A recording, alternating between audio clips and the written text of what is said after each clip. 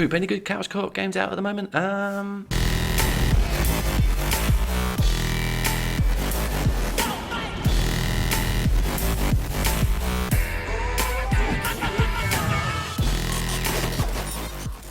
Everybody's favourite looter shooter franchise is out with its third installment on the PlayStation 4 and Xbox 360, etc.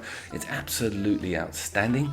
It's amazing. It's got some great changes to it, but this video is really about where we're up to with the split screen, what it's like, how it runs. Obviously, it's all on the PlayStation Pro, so enjoy, guys. I'm going to sort of quickly go over some of the cosmetic and mechanic changes that I've seen in the game since I've been playing it for the last couple of days. I don't think a lot of the reviews covered some of these points, but one of them is that the claptrap actor has actually changed. That's a different voice. It works very well. It's still really cool. I really love it. It's great to see claptrap back with another actor, so pretty cool.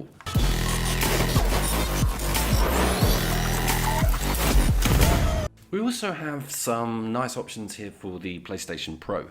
What we've got are two options essentially, one of which is performance and one of which is resolution. Now the performance is all about frame rates, okay, and keeping that frame rate up nice and high, a smooth experience. And my advice to a split screener would be to have it on that performance tab. If you're going for resolution, I would recommend that in single player, or even if you're playing an offline game, just so that you can see how good this game actually does look, because it does look incredible, but you don't want it chugging, you don't want frame rates going down really, so I would go for the other option when it comes to the split screen. Now, the gameplay that you are seeing at the moment is on the resolution setting, and I want to just point out that they've made some great changes to the cars and the way that they drift, and they feel a lot looser, a lot cooler, a lot sort of, bouncier. It's really cool, and they've got some great noises on them.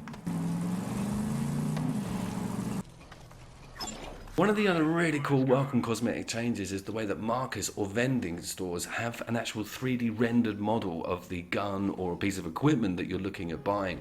I really love that, and everyone's favourite intellectual Crazy Earl is back, and Crazy Earl's machine is got some pretty mad stuff in it, but it's so good to lust over these things prior to actually being able to afford them. That reminds me, I think that the manufacturers, Jacobs, they kind of have had a bit of a makeover for this game. They're really good. I used to hate them, and the pistols, they seem to be a lot better, but it's Earl himself is where it's all at, and these trinkets, oh my god, I mean, talk about crack cocaine. Iridium shards are now the thing to have. I mean, look at this one, it's called Gunfetti. I mean, just the pun alone makes me want to just grind for that skin. I'm being absolutely serious as well. I really love this sort of stuff, especially the trinket stuff. That to hang a little thing on your gun that's a claptrap, to have it on screen all the time and swinging around. The Rainbow Six has been doing it for a long time, but it's great to see it finally put into Borderlands.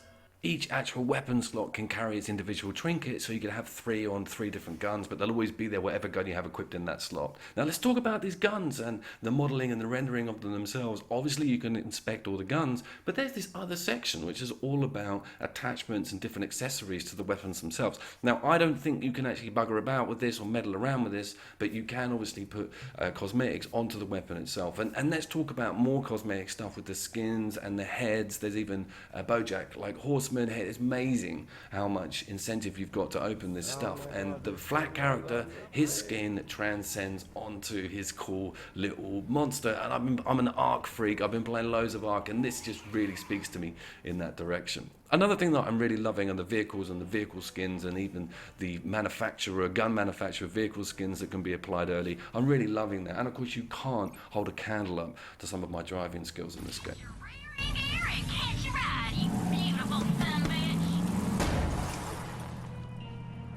Okay, well, let's talk about the actual split screen itself. We're 4 minutes in, we haven't even seen any yet. It's obviously accessed through the main screen here, and as you can see, the person just signs in without a PlayStation Network. You do not need a PlayStation Network to join this game, and it's up to 4-player split screen. We haven't got that tested today, but it will be coming. I'm interested in the 2-player. Now, one of the things that's actually got my goat is the fact that you cannot adjust the vertical horizontal screen line. Now, as much as I love the horizontal screen line on driving games, etc., I find a vertical one a lot better on first-person shooters. Borderlands 3 and 2, really looked after us with this and gave it to us as a variable. I just cannot find it. I don't know if I'm looking in the wrong place, but I had to put up with a horizontal divide line, which is okay. Anyway, the person, if they don't have a character, they need to build one straight away, and of course they're in with a minimal set of guns. A gun, to tell you the truth, a pistol, that's it, that's all they have, and a clip.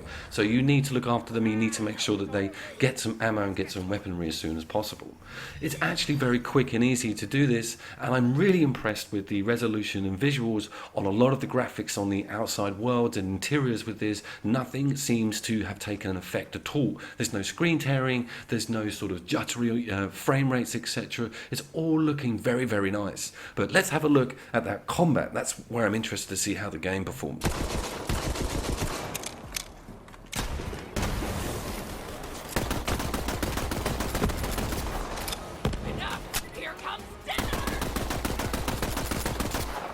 Well, the good news is it's all very smooth and beautiful. I don't see any massive downgrades to the visuals with this split screen put in here. Some games really take a step away when it comes to resolution if you're splitting a screen. But this is looking absolutely perfect. I'm very, very happy with it. All the explosions are fleshed out. There's a lot of detail on all of the textures. There doesn't seem to be anything wrong with the game whatsoever running in split screen on 2-player.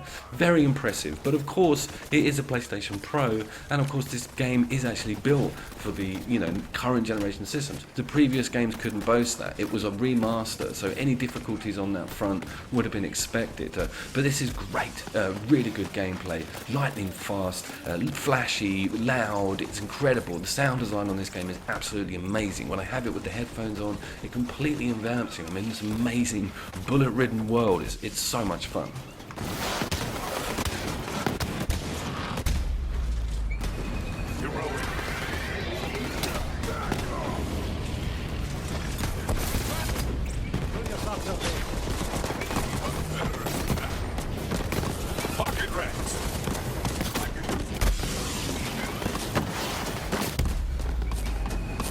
One of the things that I had a little bit of an issue with Borderlands 2, and I played it 3 times couch co-op through with someone next to me, I played that game 3 times through, was the fact that when you went into your infantry, there was a slight delay on everything. Everything had this lag on it, and it was kind of to do with the UI system and the fact that it was an older game. You do see it a little bit here. If you load into a map and go to click that big black button very quickly to access your infantry, and so does the other person, you kind of get these little delays. It's not game breaking at all, and it doesn't hinder any of the experience whatsoever, but it's something you need to watch out for. I'm going to show you a little bit more detail, some more on that in a second. Of course, you have the obligatory trading, which is done on a prompt button. Basically, you hold down square, the other person holds down the big black button, and you access to a trading screen.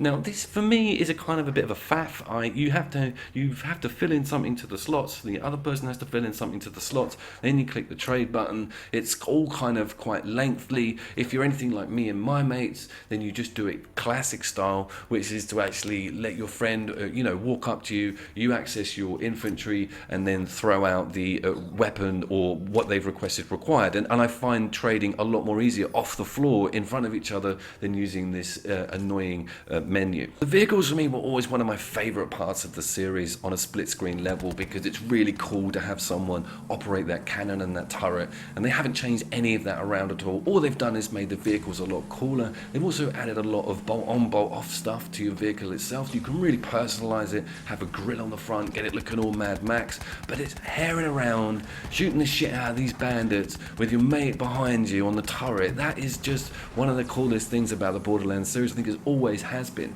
and there's some very, very cool vehicles in this game, including that monocycle, that mono wheel or single wheel that we've seen in the footage, etc. There's some of that coming up now.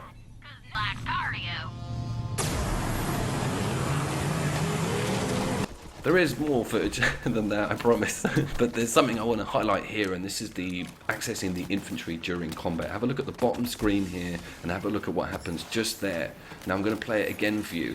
It's basically a small skip in the frame rate, and it's annoying, and you have to make sure your friend is talking to you about when they're going to do that, because that can really muck you up if they're doing it a lot.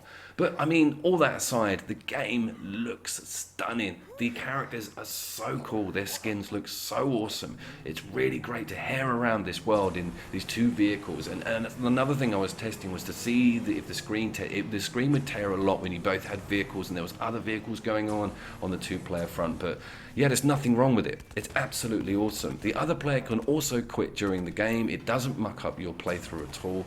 The Borderlands 3, okay, is the new King of Couch co-op. It's absolutely amazing. As always, guys, I will see you down there. Thank you very much for watching.